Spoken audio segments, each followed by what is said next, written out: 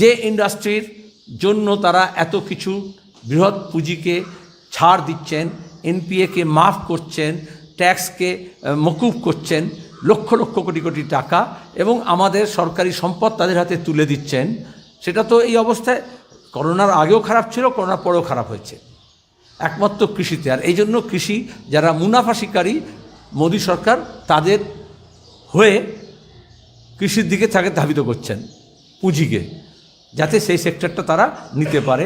এটা কৃষকরা বুঝতে পেরেছেন, এই জন্য এই তিনটে কালা আইনের বিরুদ্ধে তারা লড়াই করছেন। এক।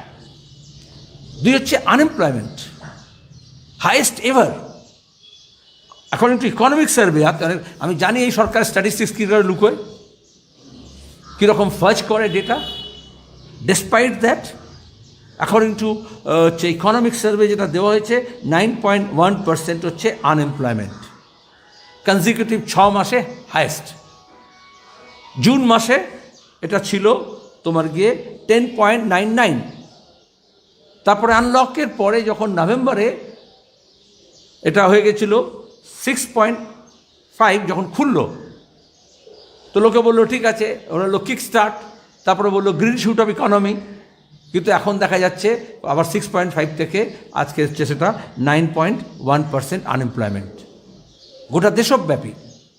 আমরা আমাদের রাজ্যে দেখতে পাচ্ছি আজকে এই মুহূর্তে এসএসসি এসএলটি পাস করা ছেলেমেয়েরা তারা হচ্ছে আচার্য ভবন অভিযান করেছে, এখনও লাঠিপাটি চালায়নি, কিন্তু কদিন ধরে যত যারা বিক্ষোভ দেখাচ্ছে, ধর্ণা দিচ্ছে, মাদ্রাসা শিক্ষক থেকে আরম্ভ করে, প্রাইমারি থেকে আরম্ভ করে, অস্থায়ী শিক্ষক থেকে আরম্ভ করে, তাদের সবার ওপরে।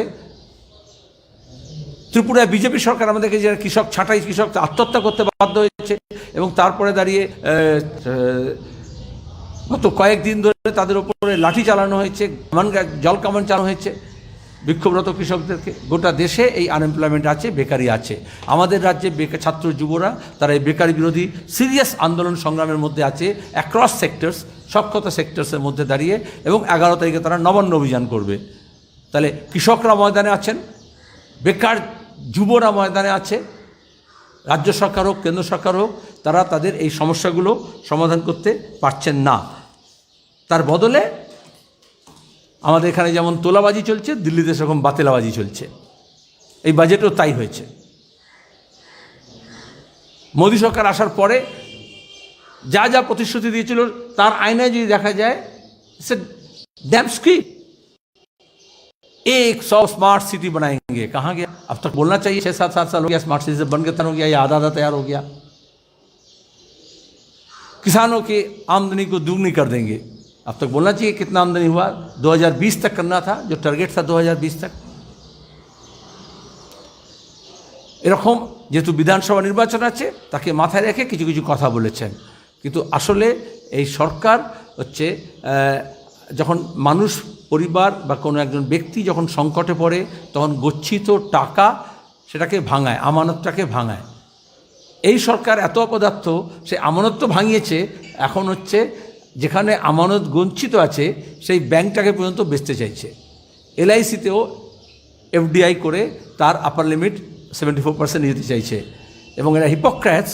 যখন আগে সরকার ছিল, যখন বিজেপি বিরোধী ছিল, তখন তারা ইন্স্যুরেন্স সেক্টরে এফডিআই যখন আনা হচ্ছিল, তখন স্বদেশী জাগরণ মঞ্চের নাম করে তার বিরোধিতা করছিল। ইনফ্যাক্ট তখন মুরলী মনোহর যোশী বলেছিলেন, আপনারাও এটা চান, আমরাও এটা চাই, কেন একসঙ্গে লড়তে পারি না? আমরা বললাম, আপনার মুখোশ দিয়ে বলছেন, আসল রূপটা তা নয়। And now what this government is doing is not even privatisation, it's Adaniisation. I know some of the channel will not show. I know some of the newspaper will not report, because Adani House have already issued ultimatum to them that they will be dragged to the court. মামলার ভয় দেখাচ্ছে।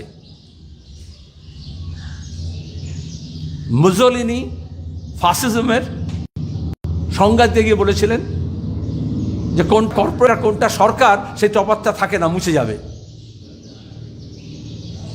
আজকে সেখানে তাই হয়েছে। সরকারের যা করণীয় সেটা কর্পোরেট করছে,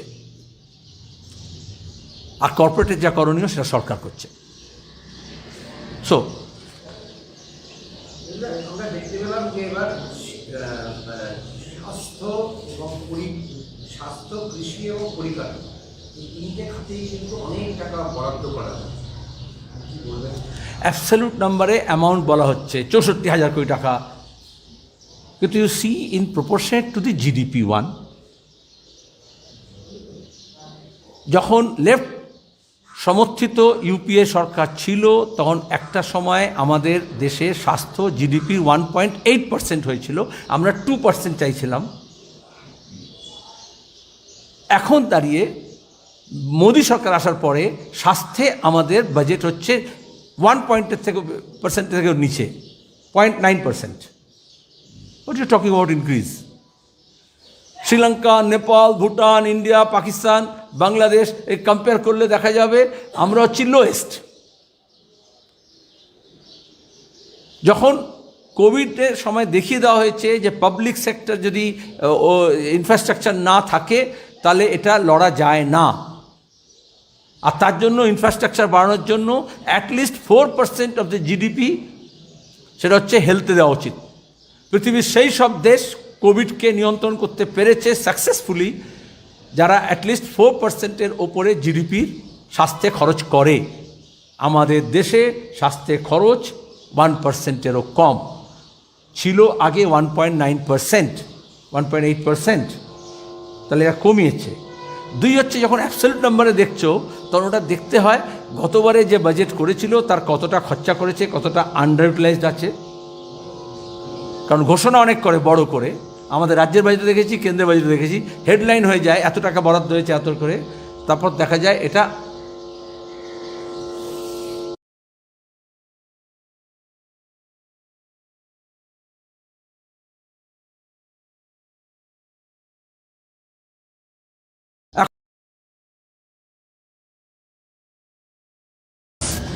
শিক্ষার ক্ষেত্রে তাই। 1990 সাল থেকে আমরা শুনছি 6% of GDP for education. Percent আছে জিডিপিতে? বলা হয়েছিল জিডিপি বাড়ছে, কিন্তু সেটা যাতে আমাদের বেসিক ইনফ্রাস্ট্রাকচারে আসুক, both hard infrastructure and soft infrastructure. ঠিকই হার্ড ইনফ্রাস্ট্রাকচারে বলছো, কিন্তু সেখানে দাঁড়িয়ে দেখা যাবে আমাদের লোনও বেড়েছে, লোন বাড়ছে, লোনের কথা বলা হচ্ছে না। আমাদের রাজ্যের ক্ষেত্রেও গত 10 বছরে লোন দ্বিগুণ হয়েছে, যা লোন ছিল কোথাও কোনো রিপোর্টিং হয় না, সরকারের কোনো স্টেজ দেয় না। আর কেন্দ্র সরকারেরও লোন অ্যাবনর্মালি বেড়েছে, এক্সটার্নাল লোন। অন্যদিকে বলা হচ্ছে স্বনির্ভর। আমরা চাই ইনফ্রাস্ট্রাকচারে আরও টাকা বাড়ুক, কারণ ইকোনমি যে কনস্ট্রাকশন কমে গেছে সেখানে সেই ইকোনমিকে যদি বাড়াতে হয় ডিমান্ড বাড়াতে হবে। পৃথিবীব্যাপী সব বলছে এটা, ডিমান্ড বাড়াতে হলে মানুষের হাতে টাকা আসতে হবে। টাকা আসা মানে হচ্ছে আমরা বলেছিলাম ডাইরেক্ট ক্যাশ ট্রান্সফার 7,500 টাকা করে। কোভিড সিচুয়েশানে যাদের ক্ষয়ক্ষতি হয়েছে, রোজগার বন্ধ হয়েছে, তাদের দেওয়া হয়নি। তাহলে বাজারে যাবে কি করে? যখন রিওপেনিং অফ ইকোনমি হলো, রিস্টার্ট হলো না, কারণ সেখানে ডিমান্ড নেই বলে। আর দুই হচ্ছে যদি ইনফ্রাস্ট্রাকচারে যদি আরও বেশি টাকা খরচা করা হয় তাহলে সেখানে লেবার কস্ট হিসেবে, অন্যান্য কস্ট হিসেবে যা খরচা হবে সেটা লোকের কাছে কিছুটা টাকা আসবে। তাহলে আনএমপ্লয়মেন্টের জন্য যারা জব মার্কেটে আসছে, কাজ খুঁজছে পোস্ট কোভিড, কিন্তু কাজ পাচ্ছে না, সে অন্তত কিছুটা তার সুরাহা হবে। সেক্ষেত্রে it's so little so late. মুখ্যমন্ত্রী বলছেন যে এটা দেবদারি সরকারের দেবদারি বাজেট, কৃষক বিরোধী, দেশ বিরোধী বাজেট। এর ফলে দাম বাড়বে, তেলের দাম বাড়বে, জিনিসপত্রের দাম। তারপর ওরা একটা চার্টার প্লেন পাঠালে উনি চলে যাবেন ওখানে। বলো, আমি এক কথাই তো বললাম উত্তরটা। হ্যাঁ হ্যাঁ, Twitter, I think, says that the agency that's recommended the blocking of the handle says whoever was using the hashtag Modi planning farmer genocide, only those handles have been blocked. Now, so what I want to know from you is, there seems to be cases where, say, the magazine Caravan's handle or your handle has been blocked. Were you using this hashtag at all, or do you think it's just been randomly done on the instructions of authorities? First of all, Ministry of Electronics and IT directed Twitter, as you rightly pointed out, to block around 250 tweets or Twitter accounts. Blocking tweets and blocking Twitter handles are two different things. When these companies are being asked to bow, they are crowing. One. Secondly, Why? Which were using Modi planning farmer genocides hashtag. This hashtag was a very popular one. And on 30th this has been done. But the problem with Sangh Parivar and Modi government and Modi himself is, whenever this genocide word comes after 2002 Gujarat genocide, they become hyperactive. Because for 20 years with the PR job, with all this Howdy Modi, Rowdy Modi wanted to put a cover, put everything under carpet. But genocide had happened in 2002 under the leadership of Modi and Amit Shah. Whole world knows this. We don't want that history to be repeated. And what is happening in Delhi and around, what has happened on 26th, what had happened in February 2020 in Delhi, this is how this Sangh Parivar planned. This is what this Home Minister, Mr. Amit Shah, is expert about. How they organize fake encounters, how they mobilize Sangh Parivar to incite their own, that Lathidhari, Chaddi. They are trained force. This I have repeatedly said in Parliament. This I have witnessed in every riot. And that's why after Delhi violence, no official commission was instituted. After every violence or riots or whatever you say, some commissions are instituted. Why no commission was instituted? Because all this has happened in presence of, in connivance with Delhi police, which is under the supervision of Mr. Amit Shah. বাংলায় কথা বলে, ঘর পোড়া গরু সিঁদুরে মেঘ দেখলে ডরায়। রাইটসটাকে ঘটনা আমরা জানি।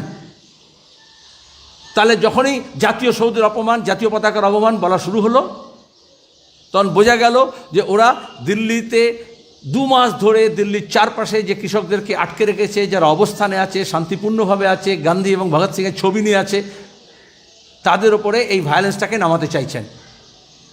তো আমাকে তো অ্যালার্ম বেল টিপতেই হবে। Whole country was alarmed because that was the plan. But fortunately and unfortunately, through some alternative media, through some Facebook, WhatsApp, everything got recorded. How police, Delhi police led these perpetrators of violence to Lal Killa. How even when the official flag mast was not disturbed,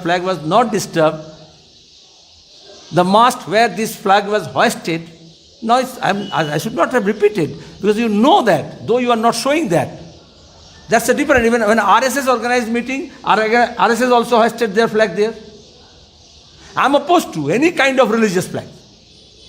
In any kind of national monuments or official programs, even slogan shouting of religious slogan shoutings, inciting a particular sect or religion in official meetings is wrong.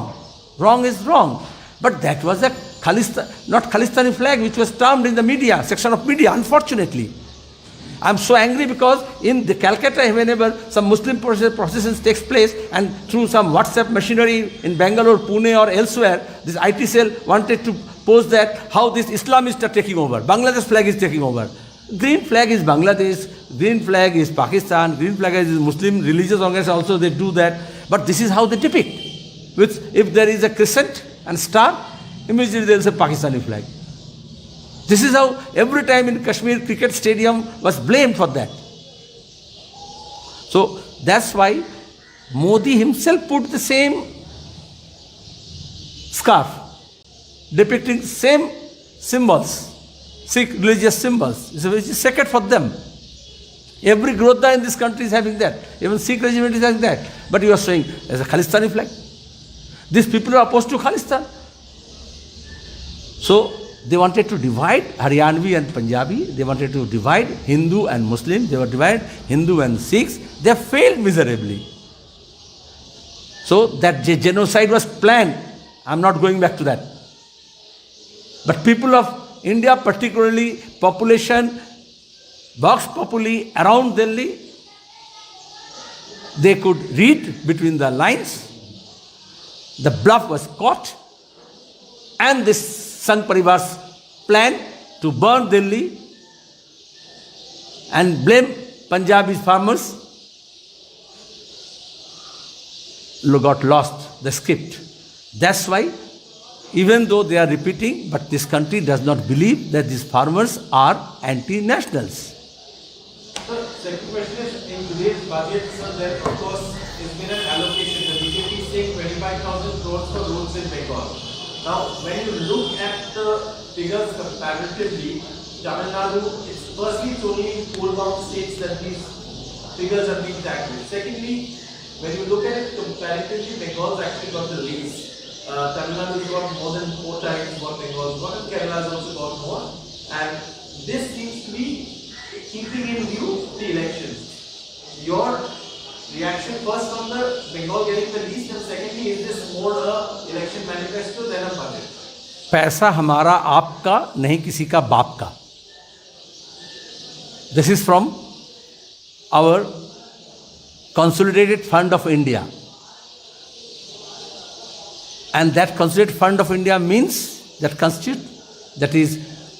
there the reserve comes from various cess and taxes.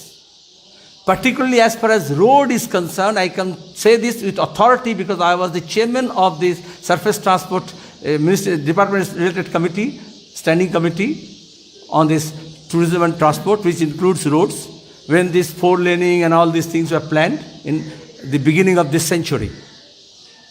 That time 1 rupee cess per litre was imposed for construction of roads. Now after Arun Jaitley became Prime Minister, Finance Minister, and Modi became Prime Minister, the road increased to 4 rupees cess. So whoever is buying petrol or diesel, they are paying per litre. Even those tractors, those generator sets, which never comes on roads, but they pay 4 rupee per litre for construction of roads. So in the thumb rule, it's how many gallons and liters are being sold fuels. So accordingly, you can multiply how many crores are being collected. This government never gives you account for PM cares. This government will never give you the account for this cess, one. Secondly, you are borrowing money, Asian Development Bank, World Bank, for these constructions. Thirdly, you are issuing concession. This is not money being allotted. When concessions are being, that means the concessioners who are constructing these roads, they are putting this money from banks or from their kitty, and then they are collecting back from toll. So, people of this Bengal or Tamil Nadu or Kerala or Haryana or Punjab, elsewhere, we are paying twice. First, advance when I am buying this fuel. Secondly, when I am using the same road which is constructed out of my money, I am paying toll twice. But okay, we need more money for construction of roads. Because this is, last time this government when they came, for last 5 years they were telling per day, per kilometer, this type of construction. But last 1 year this construction of roads stopped. In Bengal, Dalkola bypass, I fought for 4 years. North-South corridor. No, it is still not, it is not completed. Because it's out of budget money. Not the company, contractor will not pay. This is one example. And Mr. Gadkari's ministry is saying that Finance Ministry is not releasing money. Not releasing money. So I am not going by the announcement. The same project was announced 3 years back. But if money is not coming, the construction is not being completed. Major projects of infrastructure in this country got stuck because shortage of fund. Earlier when GDP was growing, private companies were ready to pump in money. But when the GDP is going down, the private companies are not interested in deploying money. This is a simple rule. So without budgetary allocation, these roads cannot be constructed.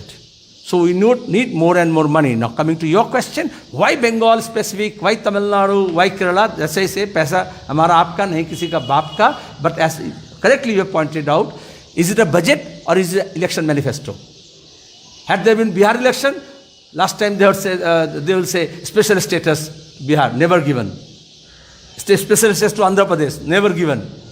Now, the Trinamool fellows who joined BJP overnight says, we wanted special status and some package for Bengal. Whether you demand or not, whether you go by flight, by charter flight or not, they will have some special announcement because it's a poll-bound state. Normally you say this poll-bound state. I will tell you from railway budget over the years, once I read it in Parliament, that the allocations for railways for Bengal is election related. The year when we have assembly election, that time railway budget, the pre-election budget, and from next year onwards, you will see the difference. So this is how this BJP government is trying to hoodwink the public. So also comparatively Bengal's got less. Of course, because they have less chance they are here. You were reading the result from 2019, but after 2020, they know where they stand. That's why they are buying MLAs. They will not spend money for roads. They will spend money for charter plane and buying this Trinamool MLAs and ministers because they are short of that.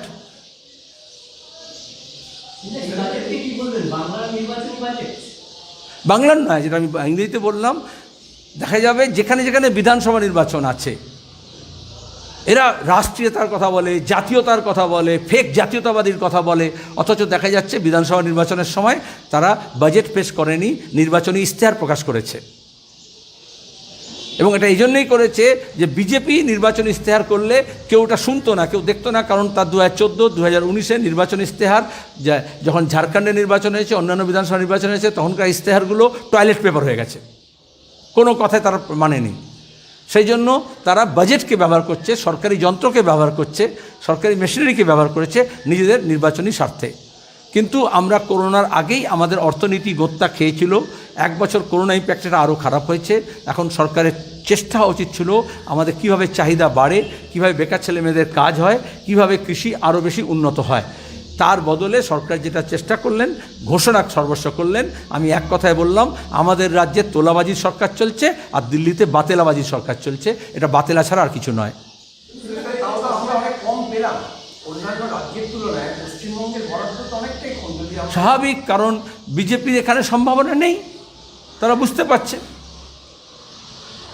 এটাই তো বলে ওরা না, এখানে দাঁড়িয়ে ভারতীয় জনতা party এরপরে বিধানসভা নির্বাচনে বলবে বাবা মারিয়ে তো ব্যাল বাটিয়ে, আমাকে যদি ভোট দাও তাহলে আমি তোমাকে দেবো। যেমন বিহারে বলেছিল ভোট দিলে তবে টিকা দেব, বলেনি?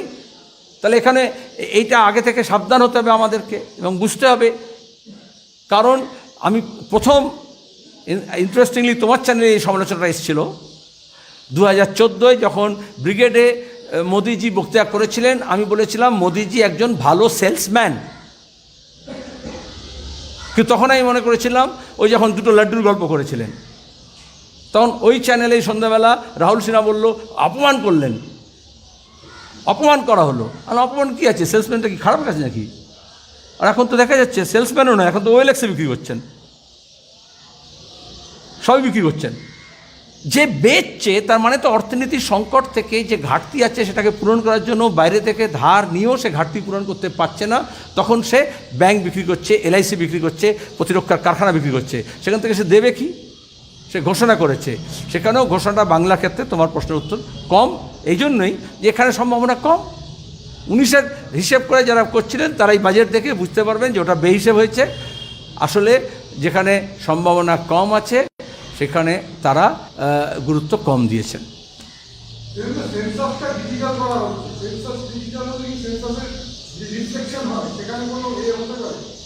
আচ্ছা, এটা তো সবসময় বলছেন ডিজিটাল ইন্ডিয়া, যখন থেকে এসেছেন রেশন কার্ড ডিজিটাল হয়েছে, তাতে কি রেশন যাদের কার্ড ছিল না তারা কি কার্ড পেয়েছে না রেশন পেয়েছে? তাহলে কেন লকডাউনের সময় প্রথম 3 মাস রেশন নিয়ে প্রধানমন্ত্রীকেও বলতে হলো ওয়ান নেশন ওয়ান রেশন, পুরনো মদ নতুন বোতলে ঢালতে হলো? এরাই বলেছিলেন ডিজিটাল নোটবন্দির পরে, এবং মিডিয়াগুলো রিপোর্টও করেছিল অমুক গ্রাম অমুক পান দোকান, পার্লামেন্টের ক্যান্টিন সব হচ্ছে ডিজিটাল, হচ্ছে ক্যাশলেস ইকোনমি হয়ে গেছে, নোট ছাড়াই এবং এখন হচ্ছে নোট যত নোটবন্দির আগে যত নোট ছিল তার 10% 15% বেশি নোট আছে বাজারে, তাই তো? তাহলে তো একটা দুটো রঙের ছিল, এখন রং বেরঙের নোট আছে। তাহলে ডিজিটাল ইকোনমির নাম করে যারা বলেছিল ক্যাশলেস ইকোনমি হচ্ছে, আবার কোনো কোনো চ্যানেল তো চিপ কার্ডও বলেছিল 2000 টাকার নোটে উৎসাহ নিয়ে, কিন্তু সেটা তো মিথ্যাচার ছিল, ওটা বোঝা যাচ্ছে। তাহলে আজকে উনি বলছেন ডিজিটাল ইন্ডিয়া, যখন লকডাউনে যখন পরিযায়ী শ্রমিকরা ফিরবে, রাজ্য সরকার কেন্দ্র সরকার কেউ বলতে পারলো না কত পরিযায়ী শ্রমিক আছে। According to Indian constitution, joint যেটা ক্ষমতা যেখানে ভাগ করা আছে, স্টেট লিস্ট, সেন্ট্রাল লিস্ট এবং ইউনিয়ন লিস্ট, সেখানে কনকারেন্ট লিস্ট, সেখানে ইউনিয়ন লিস্টে লেখা আছে ইন্টারনাল মাইগ্রেশন তার দায়িত্ব, অ্যাকর্ডিং টু এন্ট্রি 84 ইউনিয়ন লিস্টে। কিন্তু central government they never took responsibility for that, did nothing for that migrant laborers। এমনকি কত পরিযায়ী শ্রমিক আছে, কোন রাজ্যের কোথায় আছে সেটা তারা জানে না। ডিজিটাল মানে হচ্ছে সেটা জানা। এবং করোনায় আজকে আমরা যে এত বেশি, আমাদের এখানে 1,07,00,000 বেশি মানুষ আক্রান্ত হলেন, কারণ পৃথিবীর সব জায়গায় ডিজিটাল টেকনোলজিকে ব্যবহার করে ট্রেসিং ট্র্যাকিং করতে পেরেছিল। আমাদের দেশে আমরা গোটা বিশ্বের সফটওয়্যারের জন্য আমরা গর্বিত, আমরা দিই, কিন্তু আমাদের সেই সফটওয়্যার আমাদের এখানে ব্যবহার করতে পারেনি, যার ফলে ট্রেসিং এবং ট্র্যাকিং হয়নি, এবং টেস্ট যেহেতু হয়নি প্রপারলি, সেই জন্য এত বেশি ছড়িয়েছে। যদি টেস্ট, ট্রেসিং এবং ট্র্যাকিং 3টে টি হতে পারত, এবং তারপরে ট্রিটমেন্ট 4র্থ টি হতো, তাহলে এত ছড়াতো না। ডিজিটাল ইকোনমি মানে, ডিজিটাল মানে তাই। কিন্তু যারা তোমার গিয়ে এখনও পাঁপড় ভেজে খাওয়ার কথা বলেছে, আর গোবর দিয়ে স্নান করতে বলেছে, আর গোমূত্র পান করতে বলেছে, তারা ডিজিটাল টেকনোলজি কেন ব্যবহার করবে? তারা তো আমাদের পৃথিবীর দেশটাকে পেছনের দিকে নিয়ে যেতে চাইছে। সেন্সাসকে ডিজিটাল করা মানে হচ্ছে ক্রোনোলজি समझिए। ডিসেম্বর 2019 সিএ বিল যখন পাস হলো, এপ্রিল 2020 1 এপ্রিল থেকে সেন্সাস যখন চালু হবে, মুম্বাইতে অমিত শাহ একটা মিটিংয়ে অন রেকর্ড সেন্সাস অফিসারদের ট্রেনিংয়ের ইনগ্রেশনে তিনি বললেন যে আমরা সেন্সাস ডিজিটালাইজ করব। আইপ্যাড দেখিয়ে তিনি বললেন এইখানে আমরা সমস্ত ডেটা নিয়ে নেব, তারপরে অ্যাডিশনাল কিছু ডেটা আমাদের কাছে আছে, মানে আধার টাধার এগুলো যা হচ্ছে স্বাস্থ্যসাথী সুসাথী করে সেগুলো নেওয়া হবে, এবং তারপরে আমি এনপিআর তার ওপরেই করে নেব ডিজিটালি, ওই ডেটা দিয়ে, আমাকে ফিজিক্যালি আর যেতে হবে না।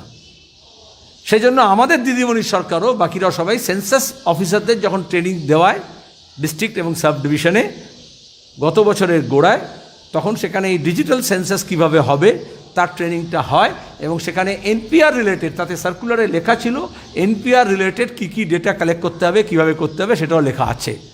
সুতরাং it is not census being digitalise, it is census plus NPR combined, and that's why I am not opposed to digital technology।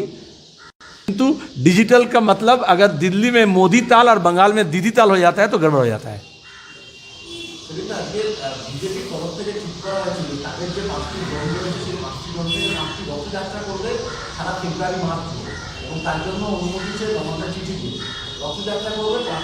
Digital Rathyatra ताले जब वो যখন কিনছে এমএলএ এমপি তখন চার্টার্ড প্লেন, আর যখন ভোটের প্রচার করতে যাচ্ছে তখন রথযাত্রা, পরে চার্টার্ড প্লেন চার্টার হেলিকপ্টার আসবে। কিন্তু আগেও বলেছি আমাদের সংস্কৃতি, আমাদের ধর্মবিশ্বাস, আমাদের ঐতিহ্য, তাকে বিজেপি আরএসএস সেই আবেগকে ব্যবহার করতে চায়। রথ এবং রথযাত্রা মানে আমাদের যেমন জগন্নাথের রথ, তেমনি হচ্ছে রথ এবং উল্টো রথ, তেমনি হচ্ছে পাঁপড় ভাজা, তেমনি হচ্ছে পুতুল কেনা, তেমনি হচ্ছে রথের মেলা।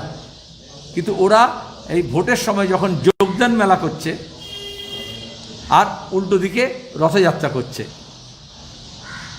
আসলে আমাদের যে ট্র্যাডিশন সেটাকে ওরা ভাঙছে।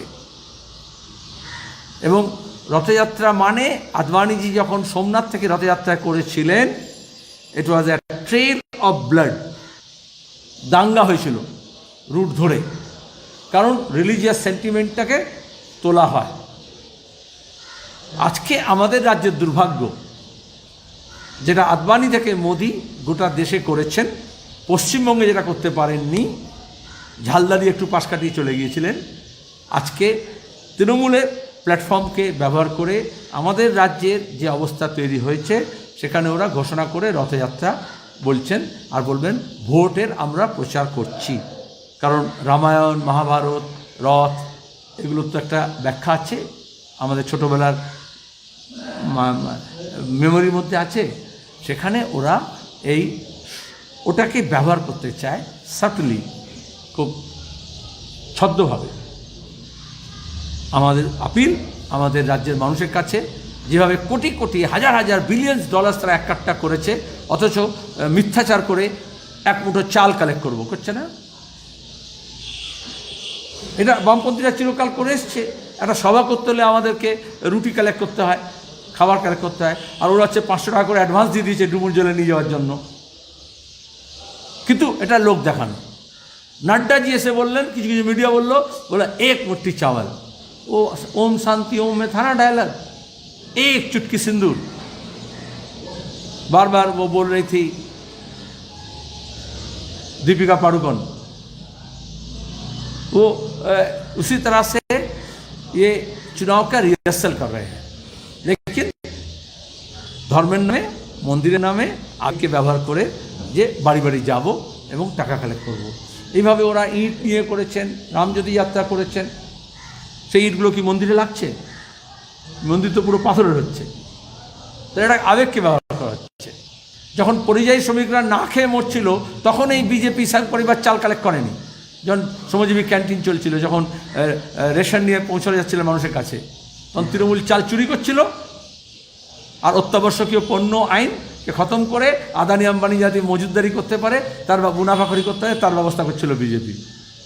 ওদিকে মজুতদারির আপার লিমিট বাড়িয়ে দিয়েছে, আর এখানে এসে বলছে আমি এক মুঠো চাল নিয়ে মন্দির তৈরি করব। এই নাটক চলবে না পশ্চিমবঙ্গে। পশ্চিমবঙ্গের ধারা আলাদা, সংস্কৃতি আলাদা, এবং সেখানে দাঁড়িয়ে আমাদের একটা যে ইথস, যে কালচার, যে ট্রেডিশন, সেটা আরএসএসের এই চালগুলোকে সফল হতে দেবে না।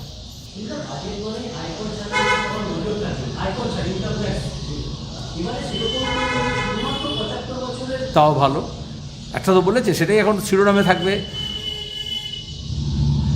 उम्र दराज लोगों के लिए बहुत किफ़ायत।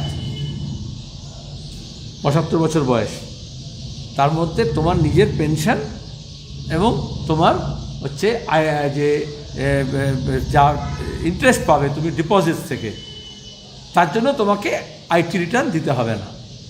প্রথম কথা হচ্ছে, এই সরকার প্রথমে এসে, মনে আছে আগের সরকার যে এনডিএ সরকারের মধ্যে মোদি এবং এই আদবানির সঙ্গে মমতা ছিলেন, তারা পেনশন শেষ করেছিল, পেনশন শেষ করেছে। এখন যারা রিটায়ার হবে, যারা ওই সরকারের সময় থেকে এসছে এই শতাব্দীতে, তাদের পেনশন ব্যাপারটা নেই। এই সরকার যেমন, আমাদের রাজ্য সরকার যেমন ডিএ শেষ করেছে,